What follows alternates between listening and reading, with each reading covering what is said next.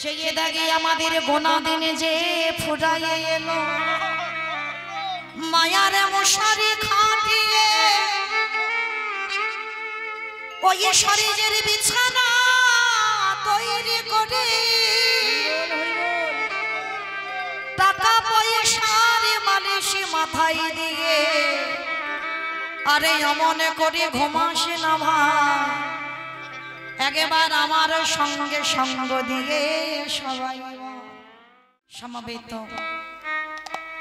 শুধু কৃষ্ণ অনুরাগী গৌর অনুরাগী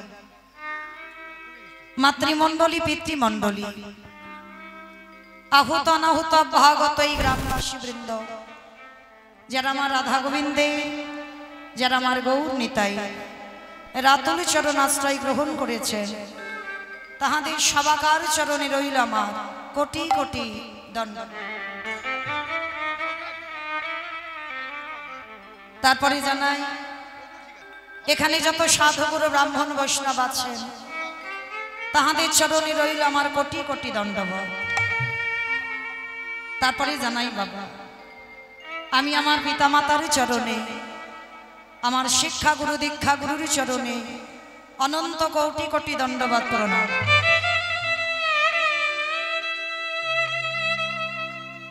তারপরে বাবা যাদের কথা না বললে সব থেকে বড় ভুল হয়ে যাবে, সব থেকে বড় অপরাধ হয়ে যাবে।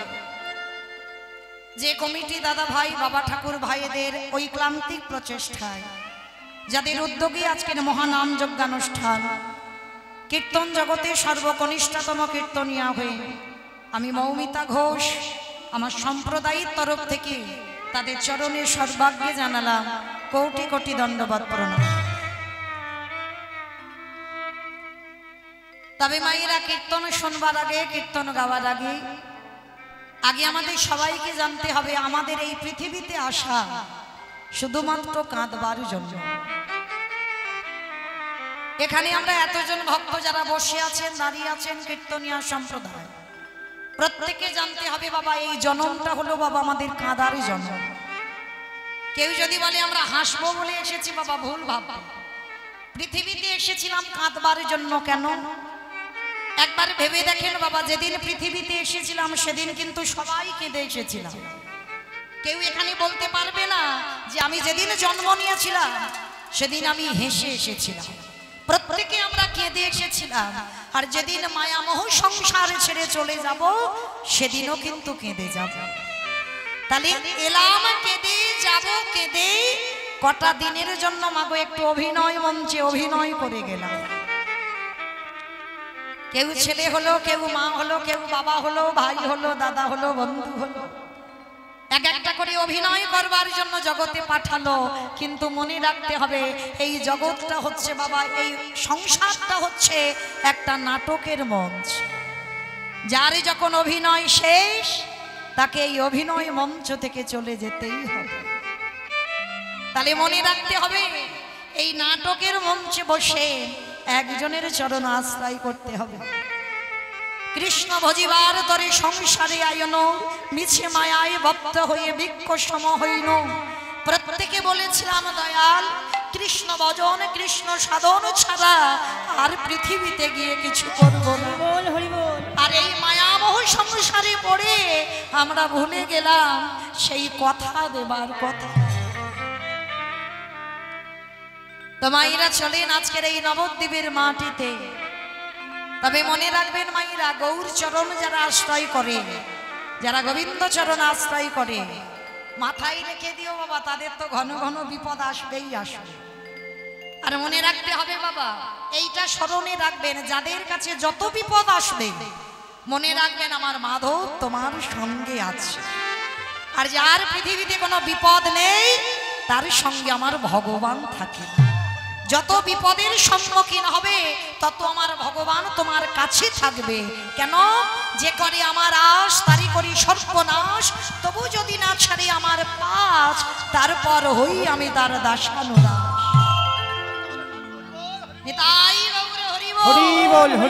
তাহলে আগে গৌর গোবিন্দ চরণ আশ্রয় করতে হবে।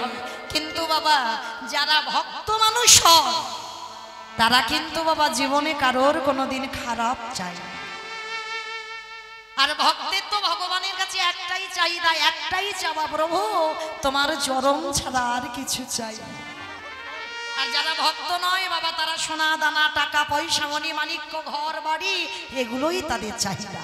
কিন্তু ভক্ত যদি হয়েছ, ওদের কোনো চাহিদা নয়, একটাই চাহিদা, যেন আমি রাজরানীও না হই, আমি যেন সারা জীবন তোমার চরণে আমার মন মতি থাকে। এই জগতের সংসারে বাবা চৈতন্য মহাপ্রভু নবদ্বীপের মাটিতে বসে সবাইকে কৃপা করেছিল। কিন্তু মায়েরা একটাই বড় আশ্চর্যের ব্যাপার, সবাই কিন্তু আমরা ভগবানকে প্রণাম করি, কিন্তু একজন মানুষ আমার ভগবানকে প্রণাম করতে পারেনি। তার হৃদয়ে বড় আক্ষেপ ছিল, কে জানো? যিনি হলেন আমার ভগবানের গুরুদেব, যার নাম হলো ঈশ্বরপুরী। এই ঈশ্বরপুরী এনার একটা আক্ষেপ ছিল। কি আক্ষেপ? না মহাপ্রভুকে তো দীক্ষা দিয়েছিল, তো পরবর্তীক্ষণে জানতে পেরেছিল নিমাই হলো কলিযুগের ভগবান। আর জানতে পেরে এই ঈশ্বরপুরী সর্বদাই কাঁদত। কেন জানো? যে আমার নিমাই যে ভগবান এটা আমি জানলাম, কিন্তু আমি এমন দুর্ভাগাজি, সবাই আমার নিমাইকে প্রণাম করতে পারবে, কিন্তু আমি এমন দুর্ভাগাজি, আমি একদিনের জন্য আমার নিমাইকে প্রণাম করতে পারবো না, কারণ আমি তোর গুরুদেব। আর আমি যদি ওকে প্রণাম করি, তাহলে আমার নিমাইকে রৌরব নরক যন্ত্রণা পেতে হবে। আর এই ঈশ্বরপুরীর আরো একটা শিষ্য ছিল বাবা, যার নাম ছিল গোবিন্দ ঘোষ। এই নিমাই আর গোবিন্দ ঘোষ এরা হচ্ছে গুরু ভাই।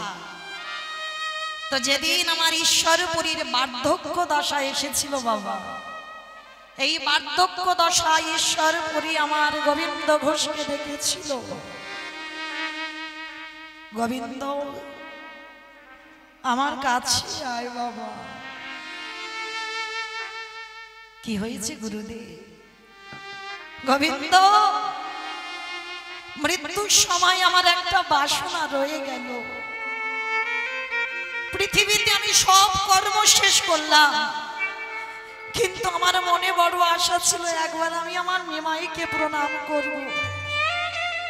কিন্তু আমি তোর গুরুদেব, আমি প্রণাম করতে পারি না। কিন্তু শোন গোবিন্দ, যখন দীক্ষা মন্ত্র দেওয়া হয়, দীক্ষাকালে গুরু আর শিষ্যের মধ্যে বাবা কোনো ভেদাভেদ থাকে না, এক হয়ে যায়, গুরু শিষ্যের এক আত্মা হয়ে যায়।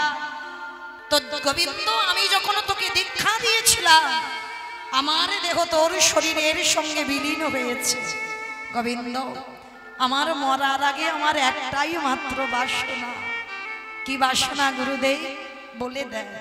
গোবিন্দ, আমার হয়ে তুমি নিমাইয়ের চরণ যুগল সেবা করো। হে গোবিন্দ, হে গোবিন্দ,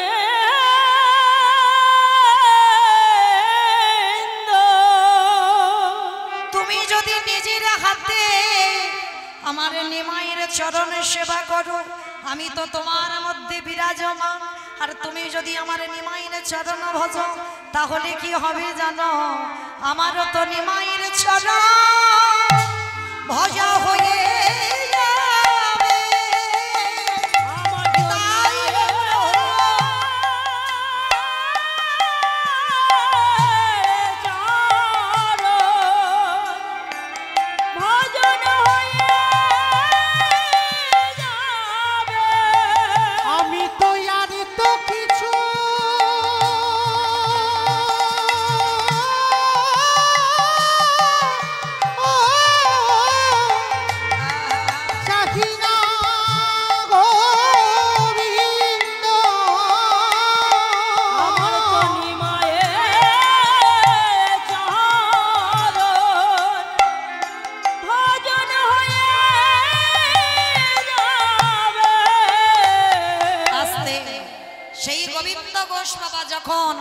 অগ্রদ্বীপের মাটিতে যাকে নির্বাসন দিয়েছিল, সর্বক্ষণ আমার নিমাইয়ের চরণ ভজত কেন?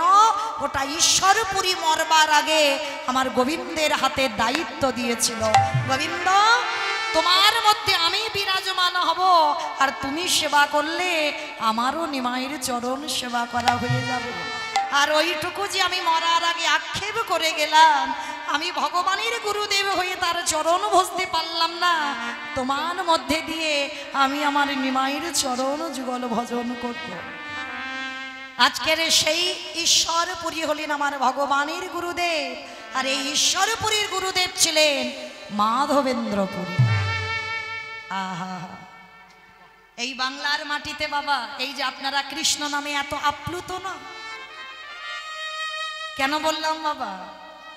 আমি তো চেনা বলা ভুল হবে, আমি প্রত্যেকের কাছে যেন বড় আপনজন, বড় কাছের মানুষ।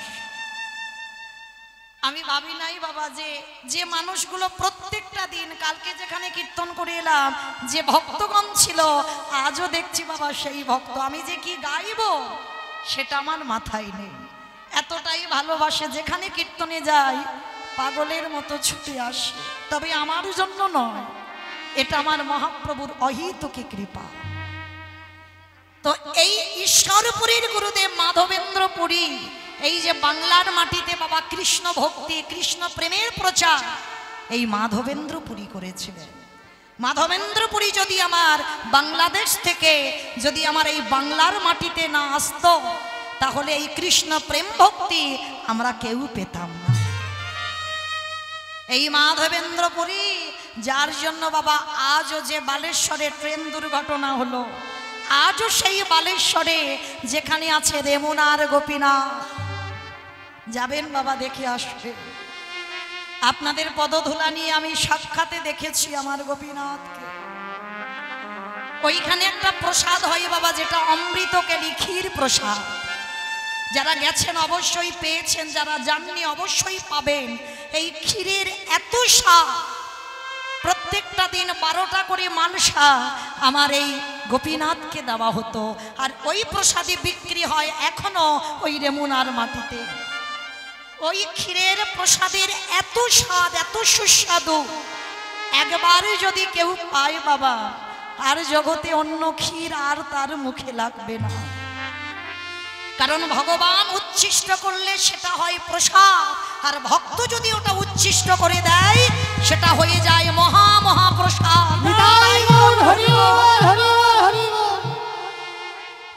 এই মাধবেন্দ্রপুরী কোনোদিন বাবা নিজের জন্য কিছু চাইনি, আর ওনার একটা প্রতিজ্ঞা ছিল, আমি জীবনে কারোর কাছে কোনোদিন হাত পেতে কিছু চাইব না। কি মায়েরা, অনেক ভিখারিরা আছে, সাধু বৈষ্ণব আছেন, যারা মহান্ত আছেন, দাঁড়ে দাঁড়ে ভিক্ষা করে প্রসাদ পায়, কিন্তু এই মাধবেন্দ্রপুরীর প্রতিজ্ঞা ছিল, যদি কেউ এক মুষ্টি কিছু দেয় তো পাবো, আর যদি কিছু না দেয় আমি সারাদিন উপবাসে যাব। এমনকি মাধবেন্দ্রপুরী গাছ থেকে একটা ফল পেড়ে পর্যন্ত খেত না, মানে গাছের একটা পাতা পর্যন্ত ছিঁড়ত না, এমন বৈষ্ণব ছিলেন। কারণ গাছ থেকে ফলটা পারলে বাবা গাছের যদি ব্যথা লাগে, সেই ভয়ে কোনোদিন গাছ থেকে কোনো ফল পেড়ে খেত না। যেদিন রেমুনার মাটিতে এসে দাঁড়িয়েছিল, ভক্তরা দল বেঁধে যখন যাচ্ছিল বাবা গোপীনাথের অমৃতকেলি প্রসাদ পেতে, সেই সময় ভক্তগণ যাচ্ছে দেখে মাধবেন্দ্রপুরী প্রশ্ন করেছিল, ভক্তগণ তোমরা যাচ্ছ কোথায়? সে কি গো, তুমি জানো না গোসাই, আমাদের ওই মন্দিরে অমৃতকেলি ভোগ লাগানো হয়, কি সুস্বাদু, চলো আমাদের সঙ্গে তুমি একটু পাবে। কিন্তু মাধবেন্দ্রপুরীর প্রতিজ্ঞা ছিল, আমি জীবনে তো কারোর কাছে হাত পাতিনি, তাহলে আমি অযাচিত ভাবে যাব কি করে, যেতে আমি পারবো না। একটা গাছের তলায় বসে মাধবেন্দ্রপুরী নয়ন জলে বুক ভাসাচ্ছে, আর একটাই কথা ভেবেছিল, নিজে খাবার জন্য নয়, একটাই কথা ভেবেছিল, যদি একবার জানতাম কি করে অমৃতকেলি তৈরি হয়, তাহলে আমি আমার বৃন্দাবনে গিরি গোবর্ধন জিকে একটু প্রসাদ পাওয়াতাম। যদি একটু জানতাম কি করে বানাতে হয়। কি গো মাইরা, গাছে বড় কাঁঠাল ফলেছে, গাছে আম হয়েছে, বাড়ির মেয়ে জামাই লোকজনেরা আসবে, ওটাকে পাড়া হবে। কিন্তু বাবা, যে জামাইয়ের জামাই, যে ঘরের কোণে বসে আছি, যে কোনোদিন বলে না আমাকে এটা এনে দাও ওটা এনে দাও, যার কোনো চাহিদা নেই, কই পারি না আমরা গাছের প্রথম কাঁঠালটা গোবিন্দ সেবার জন্য তুলে রাখতে? আছে বাবা, তবে ভুল বলবো না, আছে অনেক ভক্ত। সমস্ত কিছু বস্তু যদি গাছে হয়, সেটা গোবিন্দ সেবার জন্য তুলে রাখে। এমনকি পুকুরে যদি একটা বড় মাছও হয়, সেটা গোবিন্দের নামে নিমিত্ত করে রেখে দেয়। যদি বলেন ভগবান কি মাছ খায়, আরে মাছ খাই না, ওইটা বাজারে বিক্রি করো, বিক্রি করে সেই অর্থ নিয়ে আমার গোবিন্দ সেবায় লাগা। ভক্ত যদি হতে হয়, প্রত্যেকটা বস্তুর মধ্যে আগে আমার ভগবানের ভাবনা যেন ভাবা। তার মতো দিনের দয়াল দীনবন্ধু আর পৃথিবীতে কেউ ওছে ভকেতে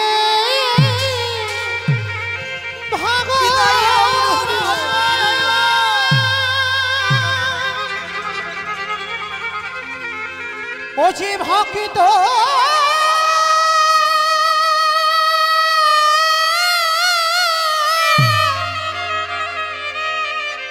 ভকিত ছাড়া কিছু জানে না, তাই তো যুগে যুগে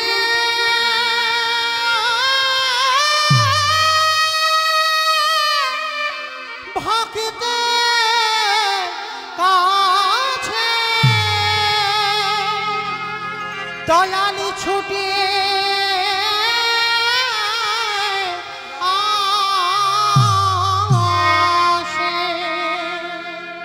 আমি ভকিত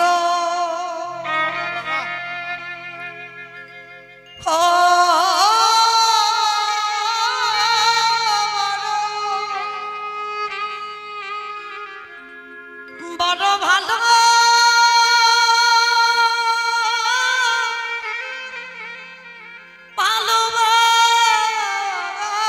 ভালোবাসি। মনে রাখবেন বাবা, মাধবেন্দ্রপুরী গাছের তলায় বসে ভাবলো, যদি আমার বৃন্দাবনে গিরি গোবর্ধনকে একটু প্রসাদ দিতে পারতাম। আমার গোপীনাথের কানে চলে গেল। প্রতিদিন পূজারি 12টা করে মালসা দেয়, আজও দিয়েছে, ওই ভোগে লাগিয়ে দিয়েছে। 11টা মালসা বিতরণ করেছে। আরে ভক্তের লাগি ভগবান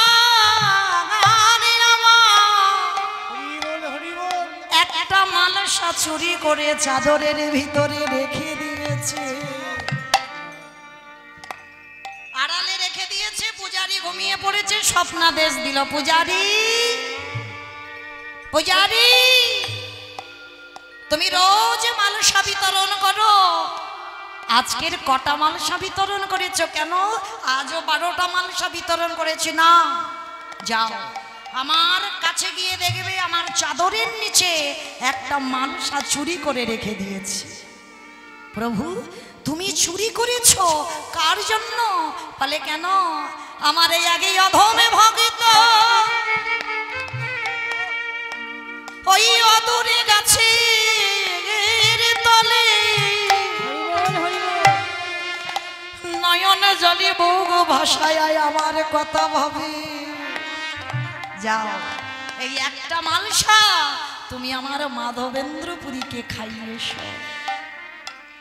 মালসাটা পূজারি নিয়ে ছুটতে ছুটতে যাচ্ছে, গিয়ে দেখেন এক বাবাজি নামের মালা হাতে নিয়ে নাম করছে। বাবা আপনারা আমরা তো জেগে জেগে নামের মালাতে নাম করি, কোনোদিন ঘুমিয়ে ঘরে নাম করেছেন? অনেকে বলে না বাবা, যে যে জিনিসটা নিয়ে ভাবে সেইটা স্বপ্ন দেখে, সেইটা রাতের বেলা ভুল বকে। অনেকে বলে না যে যে জিনিসটা নিয়ে ভাবে। কই যারা নামের মালাতে নাম জপ করো, কোনোদিন ভুল করে ঘুমের ঘরে কই হরে কৃষ্ণ নাম জপ করেছো? কিন্তু মাধবেন্দ্রপুরী যতটুকু ঘুমিয়ে পড়তো, আমার মন্দিরের গোপীনা মনে মনে বলতো, ওরে মাধব রে, জাগা বেলায় সবাই তো নাম করে, আজ এই ঘুমের ঘরে আমি বসবো তোর জিহবার মাঝে। কেন? ঘুমের ঘরেও ওই জিহবাতে কৃষ্ণ কৃষ্ণ কৃষ্ণ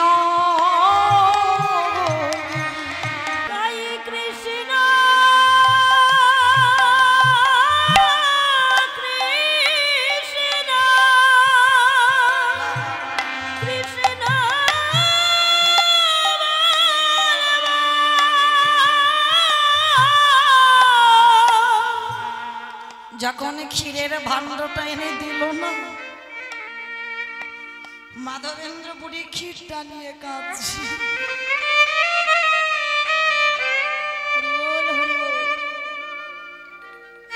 গোপীদা,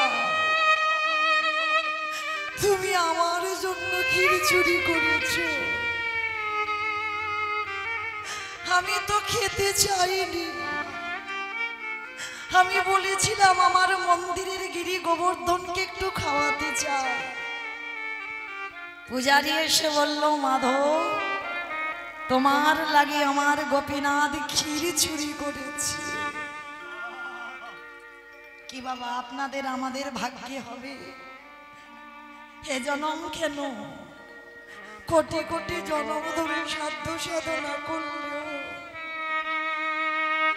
আমার জন্য, আপনার জন্য আমার ভগবান চুরি করবে না।